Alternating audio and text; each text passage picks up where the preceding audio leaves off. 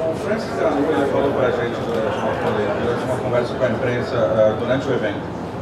E ele mencionou que ele chegou a se oferecer para te enfrentar. Isso chegou aos seus ouvidos? Você aceitaria? Não, não chegou aos meus ouvidos nenhuma proposta do Francis, não. Só do Harry, né? Harry. E eu aceitei imediatamente. A gente teve uma decisão no quarto mesmo ali, que eu estava saindo, vindo para a arena, e a decisão foi muito rápida, né? Eu, Rafael Cordeiro, meu irmão, Babalu, todo mundo junto. A gente decidiu que sim, que era muito importante aceitar, mas na verdade a gente fez mais para não deixar o UFC na mão também, né? Para mostrar que a gente é 100% UFC. Era importante para não ter mais uma luta cancelada. Tá. Agora traduz em inglês aí. Minha última pergunta, o Fabrício. Você acha que essa luta que você chegou a mencionar de uma luta pelo cinturão, você acha que essa luta te credencia para lutar pelo cinturão? E talvez de repente o Ali te interessaria lutar de repente com a Alistair Overeem ou o Francis Ngannou se um deles se machucasse? Não, a ideia é lutar diretamente pelo cinturão, né? E eu tenho certeza que me credencia por ter aceito essa luta nas 3 últimas horas. Eu tive que trocar meu oponente, né? Foi muito rápido. E pela performance que eu tive, que eu falei isso antes, né? Que estava entre eu, o Overeem e o Francis. E eu mostrei mais uma vez que eu estou com 100% de condições de lutar pelo cinturão de novo. Então acho que eu mostrei dentro do octágono. Eu falei pouco fora do octágono, mas ali dentro eu mostrei com a prática.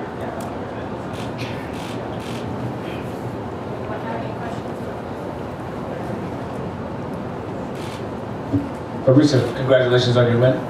You know, before this week you talked about an impressive performance versus Derrick Lewis. You were hoping that if you had an impressive performance against him, it would get you a title shot. Then you get thrust into this situation where you're putting yourself at risk, you're fighting a guy for the first time, last minute notice. Did it ever cross your mind not to take the fight? Yes, man, it's so hard decision. Imagine 3 hours before, I just have my team, my room. I just come to the arena, and my manager Ali called me and said, "Your fight is cancelled." Imagine, everything's good for come to the arena, and I'm very sad. The first time I'm very sad, but my manager called me again. 2 minutes later, he called me, "Werdum, I have one more guy, maybe I have one more fight for you. I have a red, how's his name? Walt Harris.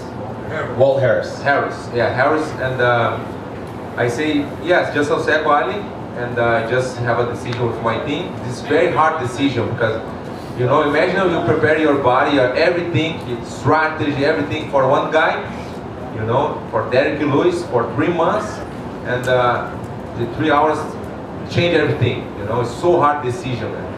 And this guy is southpaw yet. This is very good guy. I say thank you for him for the fight, you know, because I know it's hard for him, the fight for me too. But I show again, I'm waiting for the fight, for the title shot, you know. I think my performance is amazing performance, you know. Like a 1 minute to fight, just 1 minute. He don't give me one punch, nothing, zero, you know. Take it down, mount, and take his back and the arm bar, you know. It's like I think it's perfect fight. Francis Ngannou had told the media backstage that he was trying to step in last minute. How would you have felt if yes, for Francis sure. had stepped up? Anyone, no problem. Anyone, I say good. You guys say Francis, Overeem, Hart, whatever I want to fight. That's it. I mean, waiting for a fight, you know. I just have my bag, I have my bag in my back. Just walk come to here. I fight. Just that's it. I show you today. A very impressive performance, obviously. But do you think a win over Walt Harris could propel you back the way you were hoping Derrick Lewis? Say again? Do you really think a win over Walt Harris could propel you back to a shot at Stipe? Yes, for sure, man. 100%. I told you, man. That depend the performance. I think my performance is very well. It's very good performance, and I think the next one I deserve not just for this fight, not just this fight, you know. I think in my whole career, you know, I went for 20 years, and I think I deserve it. I got two times the belt. 2 times the interim belt, and after versus Mark Hunt versus Cain Velasquez, I show this, and I show again. I have a 4 years old, but I show again. I know the way, you know. 100% I got it again. You know, switching topics a little bit. You and Tony obviously had your little dust up last week. but he won the championship tonight. What do you think of Tony Ferguson's performance? It's a very good performance. Congratulations for him. It's very good performance.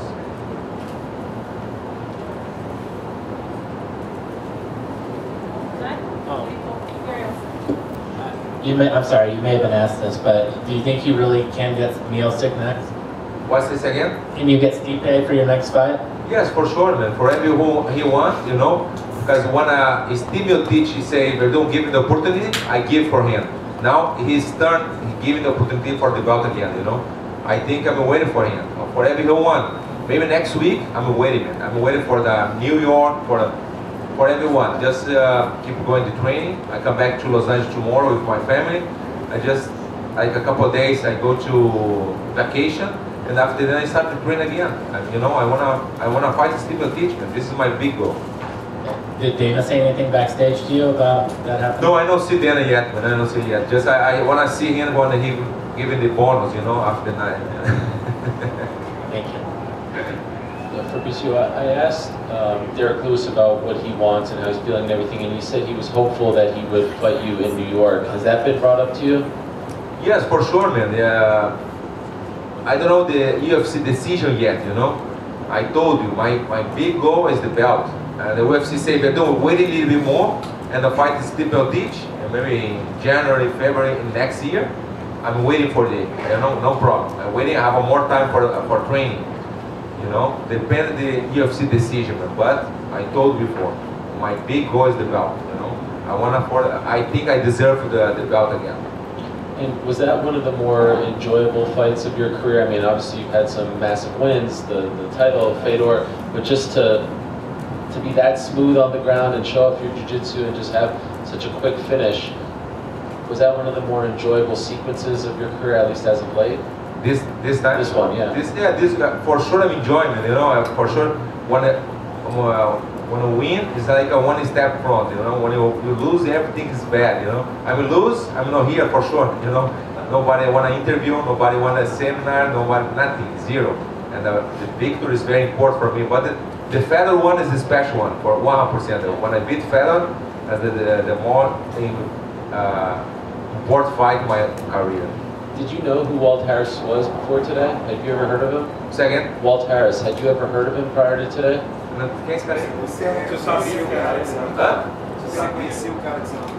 No, I saw him when I commented, you know, when I worked in UFC Network, I saw him a couple of times, but it's very funny, man, because I just have a strategy when I'm in my way from here to the arena, me, Rafael, my team, watching his fight, and I put the strategy.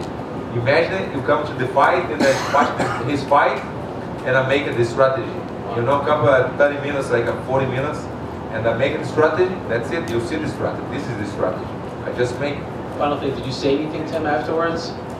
Did you Who? say anything to Walt after the fight? Yes, for sure. I say thank you for him because he takes this fight too. He's a tough fighter. He's a very dangerous guy. Man. He has a lot of knockouts. When I saw him, he's like a big guy. Man. He's a big guy, you know.